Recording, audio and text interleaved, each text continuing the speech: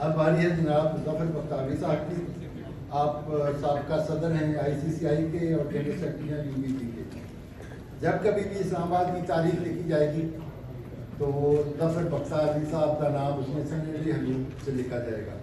اسلام آباد کی تاریخ ان کے ذکر کے بغیر مکمل نہیں ہوگی. ظفر بختیاری صاحب اسلام آباد کی تاجروں کی چیمبر کی ترقی کے لیے بہت خواب دیکھتے ہیں. یونیورسٹی بنانا چاہتے ہیں, لائن بنانا چاہتے ہیں, TV بنانا چاہتے ہیں, اور ان کے لیے میں ایک خواب دیکھتا ہوں کہ انشاءاللہ یہ 30 دن سینیٹ آف پاکستان کے ممبر ہوں گے اور ہماری تاجروں کی نمائندگی وہاں پہ کریں گے. جناب ظفر بختیاری صاحب.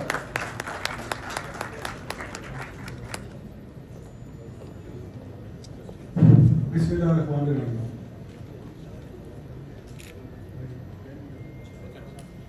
ڈاکٹر پروفیسر SM اقبال صاحب, ماجد اقبال ملک صاحب, SM بختیاری صاحب, حفیظ الرحمان صاحب, اور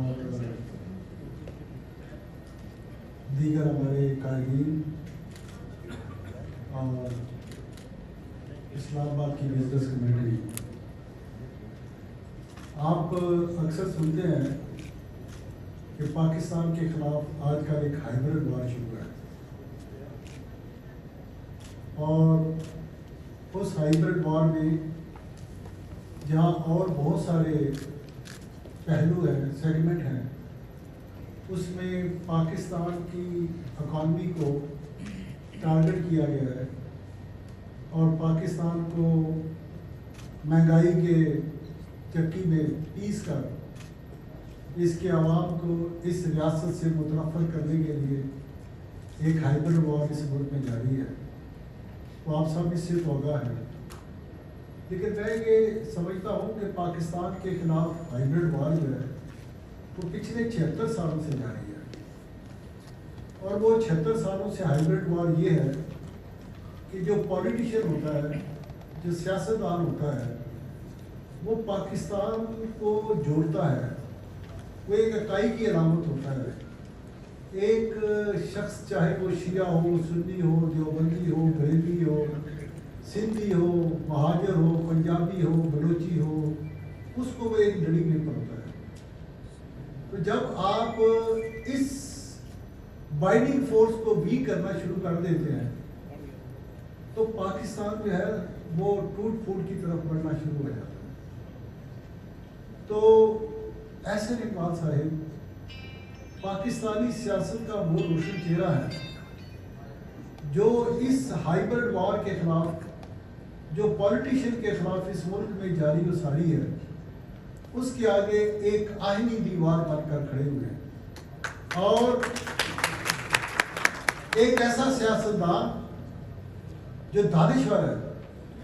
سیاستدانوں کے بارے میں کہا جاتا ہے کہ پڑھے لکھے جاہل ان پڑھ آ جانے, لوگوں کے ووٹ لا کے اسمبلی پہنچ جانے.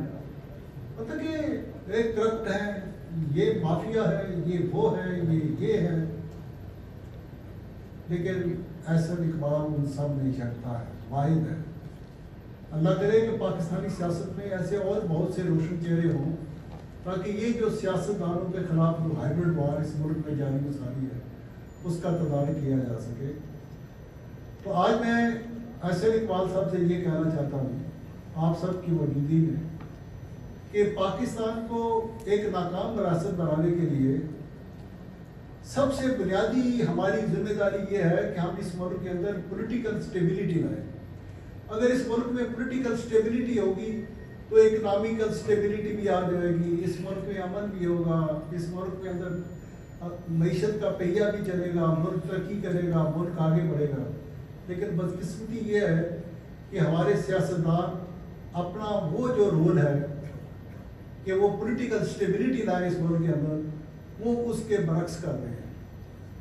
جب میں سیاستدانوں کے بارے میں کہتا ہوں تو آئی ڈزنٹ مین اس میں PMLN بھی ہے. پاکستان مسلم لیگ جو ہے it's the mother of all political parties.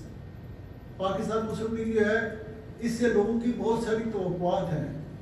یہ لوگوں کی دلوں کی دھڑکن کے بہت قریب ہے. یہ پاکستان کی ایک ایسی سیاسی جماعت ہے جو چاہے بچہ ہے, جوان ہے, بوڑھا ہے, ہمارے والدے ہیں یا جو بھی ہیں وہ سب کے لوگوں پاکستان بنانے والی جماعت ہے، تو اس لیے اس جماعت سے لوگوں کی توقعات بھی بہت زیادہ ہیں۔ تو میں آج کے اس فورم سے جناب احسن اقبال صاحب سے یہ گزارش کرنا چاہوں گا کہ آپ پاکستان کی سیاست کو جوڑیں۔ جو لوگ بھی اس وقت سیاسی دھارے سے دور ہوتے جا رہے ہیں، ابھی دیکھیے پی ڈی ایم بنی، ایک ضرورت تھی اور اس ضرورت نے مختلف سیاسی جماعتوں کو قریب کیا اور وہ اکٹھی ہوئی اور انہوں نے 14 مہینے اس ملک کے اندر حکومت کی۔ لیکن اگر جب میں ٹی وی پر یہ سنتا ہوں، یہ دیکھتا ہوں کہ اس میں کوئی بندہ یہ بات کر رہا ہے، چاہے وہ پیپل پارٹی کا ہے، چاہے وہ مسلم لیگ کا ہے، چاہے کسی اور جماعت کا ہے، اور جب وہ اس ملک میں بگاڑ پیدا کرنے کی طرف آ جاتے ہیں تو احسن اقبال صاحب اس پاکستان کا ہر ذی شعور شخص اس چیز کو پسند نہیں کرتا کہ جب آپ پاور میں تھے تو آپ ایک تھے، آپ جب پاور سے باہر ہو رہے ہیں تو آپ نے اور بولیاں بولنی شروع کر دی۔ تو یہ پولیٹیکل اسٹیبلٹی جو ہے یہ ملک کے لیے بڑی نقصان دہ ہے۔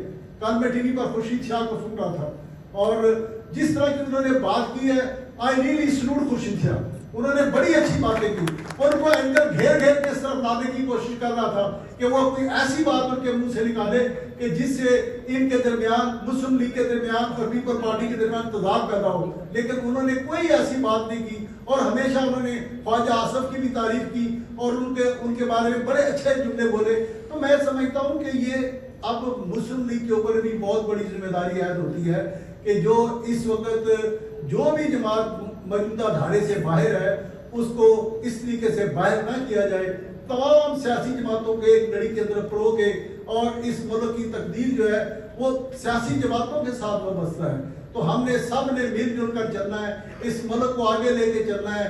ہمارے سب کے دلوں کہ پاکستان مسلم لیگ ہمارے بہت قریب ہے، ہم بہت قریب ہیں مسلم لیگ کے، لیکن ہم یہ بھی چاہتے ہیں کہ اس ملک کی تمام سیاسی جماعتیں جو ہیں وہ پولرائزیشن جو اس ملک کے اندر پچھلی سیاسی دور کے اندر کی گئی ہے اور جس طرح سے ہر گھر کے اندر پولرائزیشن ہو چکی ہے، اس پولرائزیشن کا خاتمہ ہونا چاہیے۔ اور وہ جو چلن ایک پچھلے دور میں شروع ہوا تھا کہ ایک پاکستان کو سیاسی حوالے سے Pakistan is already divided in so many ways by in شیعہ سنی، دیوبندی بریلوی، سندھی مہاجر، تو اس کے اندر یہ جو پولیٹیکل پولرائزیشن بھی اس نے ایک اور جلدی پہ تیل کا کام کیا ہے۔ تو ہمیں یہ جو اس وقت پاکستان کے خلاف ہائیبرڈ وار ہے اس کے اندر اس پولیٹیکل پولرائزیشن نے بہت بڑا کردار ادا کیا ہے۔ تو جناب علی احسن اقبال صاحب، آپ ایک دانشور ہیں، پاکستان کا مستقبل جو ہے پاکستان پہلے ہے، باقی ہر چیز باتیں ہیں۔ میں آپ سے یہ توقع کرتا ہوں کہ پاکستان از فرسٹ اور اس کے بعد پاکستان مسلم لیگ ہے، تو آپ ضرور مسلم لیگ کا دفاع کریں اور ضرور اس کی سائڈ لیں، لیکن جہاں آپ کو ملک کے فیوچرسٹک کی بات کرنی ہو، پاکستان کے مستقبل کی بات کرنی ہو، اس کے اندر آپ کو انتشار سے علیحدہ ہونا چاہیے اور پاکستان کی تمام سیاسی جماعتوں کو ایک سٹریم لائن میں لانے کے لیے کام کرنا چاہیے۔ تمام سیاسی جماعتیں ایک ایجنڈے پر آئیں اور مل کر اس ملک کے معاشی ایجنڈے کے لیے کام کریں۔ آج بھی اسلام آباد چیمبر اس کوشش میں ہے کہ ہم باری باری تمام سیاسی جماعتوں کو یہاں بلائیں گے، ان کے پولیٹیکل ایجنڈے پہ بات کریں گے۔ ابھی 2 اکتوبر کو انشاءاللہ تعالیٰ سینیٹر سراج الحق صاحب آئیں گے، وہ اپنی جو بھی پولیٹیکل وزڈم ہے اور جو اکنامک ایجنڈا ہے ان کی پارٹی کا وہ دیں گے۔ تو اسی طرح سے ہم ہر جماعت کو بلائیں گے، جیسے ابھی احسن نے کہا ہے کہ ہماری یہ خواہش ہے کہ اس ملک کے سب سے بڑے لیڈر اس وقت جو ہے وہ میں سمجھتا ہوں کہ میاں نواز شریف صاحب ہے اور پاکستان کے جو مستقبل ہے وہ اسی کے ساتھ ہے۔ ہماری یہ خواہش ہے، پاکستان کی بزنس کمیونٹی یہ چاہتی ہے کہ میاں نواز شریف صاحب واپس آئیں اور اس ملک کو دوبارہ رول کریں اور اس ملک کے اندر جو بھی اس وقت معاشی طور پر بدحالی پیدا ہو چکی ہے اس میں اپنا رول ادا کریں، اپنا کردار ادا کریں اور پاکستان آگے بڑھے۔ لیکن اس کے لیے ہمیں بہت کچھ کرنا ہوگا۔ اس پاکستان کی جو بزنس کمیونٹی ہے اس کے کندھوں پر بھاری ذمہ داریاں عائد ہوتی ہیں۔ تو میں اپنی گفتگو کو زیادہ طویل نہیں کرنا چاہتا، احسن اقبال صاحب کو پورا ٹائم دینا چاہتا ہوں۔ میں بات کرنے کو تو بہت کچھ باتیں کر سکتا ہوں، لیکن معیشت کے حوالے سے 1-2 باتیں کہہ کر آپ سے اجازت لوں گا۔ یہ احسن اقبال صاحب سے یہ باتیں پوشیدہ نہیں ہوں گی، لیکن میں صرف ان کو 1-2 باتیں ان کے ذہن میں پیوستہ کرنا چاہتا ہوں کہ پاکستان کا گزشتہ سال کا ٹوٹل بجٹ جو تھا وہ 7,500 ارب روپے تھا اور اس 7,500 ارب روپے سے پاکستان کا ڈیفنس بھی چلتا ہے، پاکستان کے قرضوں کی بھی ادائیگی ہوتی ہے، ڈیٹ سروسنگ بھی ہے، پاکستان کی سڑکیں بھی بنتی ہیں، سب کچھ بنتا ہے. اور صرف پاکستان میں جو بجلی سے جو انکم ہوتی ہے وہ 12,000 ارب روپے ہے. پاکستان کا بجٹ 7,500 ارب روپے ٹوٹل، اور بجلی سے جو انکم ہے ابھی تو 12,000 ہے. اگلے سال جو ان کی ریونیو کلیکشن ہوگی وہ شاید 20,000 ارب روپے سے اوپر ہوگی، کہ جس طریقے سے لوگوں کو بل آئے بجلی کے. تو آپ اندازہ لگائیں کہ اگر بجلی 1 یا 2 روپے کی ہائیڈل جو ہے وہ جنریٹ ہو سکتی ہے، تو اگر 12,000 ارب روپیہ جو تو پاکستان کی تقدیر بدل سکتا ہے. اگر آپ ہائیڈل پاور کے منصوبے لگے ہوتے تو آپ 2,000 میں بھی میکسیمم خرچ کرتے، اور 10,000 ارب روپیہ سے پاکستان کی تقدیر کیوں نہیں بدلی جا سکتی تھی. ابھی ہم سی پیک کی طرف دیکھ رہے ہیں، اور آپ کہتے ہیں، اور یہ ہے بھی ہے کہ یہ گیم چینجر ہے، لیکن پچھلے 4-5 سالوں کے اندر جس طریقے سے اس منصوبے کو ڈیلے کیا گیا ہے، اور یہ منصوبہ جو ہے پاکستان کی سرحدوں کے اندر تک ابھی محدود ہے. انگریز بھی جب تھا نا تو اس نے اگر ریلوے لائن بنائی تھی تو اس نے کوئٹہ تک لے کر گیا تھا، ادھر پشاور تک لے کر گیا تھا. حالانکہ وہ ریلوے لائن جو تھی اس کو ایران سے آگے ترکی تک یورپ تک جانا چاہیے تھا، اس نے نہیں جوڑا. تو یہ جو کنیکٹیوٹی ہے یہ دنیا کے لیے سب سے بڑا مسئلہ ہے، کیونکہ روس جو تھا وہ کہتے ہیں کہ وہ افغانستان پہ قبضہ کرنا چاہتا تھا، پاکستان پہ قبضہ کرنا، وہ یار اس کو کنیکٹیوٹی چاہیے تھی، وہ گرم پانیوں تک آنا چاہتا تھا. آج چین بھی وہی کچھ کر رہا ہے، چین بھی گرم پانیوں تک آنا چاہتا ہے، وہ بھی سی کے روٹ کو استعمال کرنا چاہتا ہے. اور ہم نے کیا کیا؟ تو میں احسن اقبال صاحب، شاید آپ نے یہ سنا ہو یا نہیں سنا ہو، لیکن میری اپنی ریسرچ یہ کہتی ہے کہ جو پہلی جنگ عظیم تھی اس کے اور بہت سارے محرکات تھے، لیکن ایک بنیادی محرک یہ تھا کہ اس وقت کی جو جرمن گورنمنٹ تھی اور ہماری جو عثمانی امپائر تھی ترکی کی جو تھی، وہ برلن سے بغداد تک ریلوے لائن بچھانا چاہتی تھی. تو یہ کنیکٹیوٹی جو ہے یہ دنیا کی آنکھوں میں کانٹے کی طرح کھٹکتی ہے. آج بھی پاکستان کو جو ہائبرڈ وار ہے اس کا سب سے بڑا ہتھیار ہے کہ پاکستان کی کنیکٹیوٹی جو ہے وہ دنیا کے ساتھ مفقود کر دی ہے. جیسا کہ آصف نے کہا کہ آج یورپین یونین میں آپ ایک ملک سے دوسرے ملک میں ایسے چلے جاتے ہیں، بندے بھی چلے جاتے ہیں، سامان بھی چلا جاتا ہے. اور آج ہم سمگلنگ کے خلاف مہم چلا رہے ہیں کہ یار یہاں سے چینی آٹا گندم افغانستان میں لے جائیں. ہم ان کو کیا میسج دینا چاہتے ہیں؟ وہ ہمارے پڑوسی ملک ہیں، ہم نے ہمیشہ ساتھ رہنا ہے، ہم نے اس ٹریڈ کو ریگولرائز کرنا ہے. ایران ہمارا دوست ملک ہے، ہمارا پڑوسی ملک ہے، ہم نے ہمیشہ یہی رہنا ہے، ہم ہمیشہ ایک رہیں گے. بھائی اگر تیل آتا ہے تو اس کو آپ کچھ سسٹم بنائیں نا.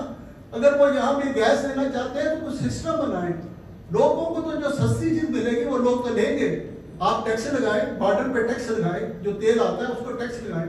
اب نئی بات سنی ہے، اب IMF ہر چیز کہتا تھا، اب ہم تو یہ سمجھ رہے تھے کہ واقعی یہ ایک اصولی بات ہو رہی ہے. اب IMF نے کہا ہے کہ یہ تیل کی اسمگلنگ روکو، یہ اس کے کہنے پہ ہو رہا ہے. یہاں پہ ہر چیز IMF کے کہنے پہ ہو رہی ہے. تو اگر IMF کہنے کہ ہر چیز ہی ہوگی تو یہ ملک کیسے چلے گا؟ میں یہ سوال چھوڑ کر جناب احسن اقبال صاحب آپ کے لیے چھوڑ کے جا رہا ہوں. اور جو یہاں پر ہے ہم سب کو میں ویلکم کرتا ہوں. سارے محترم ہیں، چاہے وہ میاں اکرم فرید ہے، شوکت مسعود صاحب ہے، بلوچ صاحب ہے، خالد چودھری صاحب، بابر چودھری صاحب، اور دیگر بھی طاہر عباسی صاحب اور ذوالقرنین عباسی صاحب، باقی بھی جتنے لوگ ہیں، میں ان سب کا ویلکم کرتا ہوں. میں آپ سب کا شکریہ ادا کرتا ہوں کہ آج کی اس تقریب کو آپ نے بھرپور طریقے سے آپ نے ٹائم دیا یا آپ تشریف لائے، چیمبر کی عزت میں اضافہ کیا، احسن اقبال صاحب کی عزت میں اضافہ کیا، اور اسلام آباد چیمبر میں جو سیٹوں پر لوگ بیٹھے ہوئے ہیں ان کی عزت میں اضافہ کیا.